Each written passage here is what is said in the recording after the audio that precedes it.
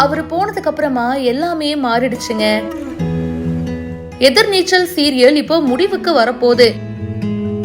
இந்த அம்மையே எப்படின்னு மாரிமுத்து சார் சொல்ற அந்த டயலாக்காகவே சீரியல் பாக்குறவங்க பல பேர் இருக்காங்க. அவருடைய எக்ஸ்பிரஷனு, ஆக்டிங், டயலாக் டெலிவரி இந்த மாதிரி சொல்லிட்டே போகலாங்க.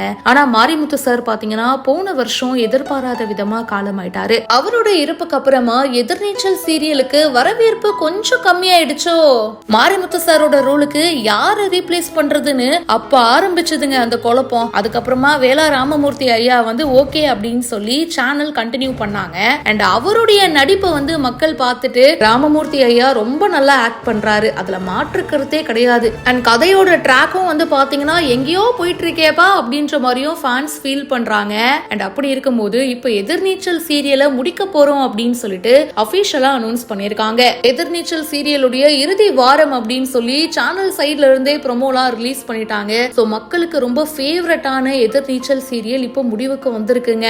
டைரக்டர் திருச்செல்வம் இதுக்கு முன்னாடி மெட்டி ஒலி, கோலங்கல்னு பல சூப்பர் ஹிட் சீரியல்ஸ் கொடுத்திருக்காரு. 700 எபிசோட கடந்த எதிர்நீச்சல் சீரியல் இன்னும் கொஞ்ச நாள்ல முடிய போகுது.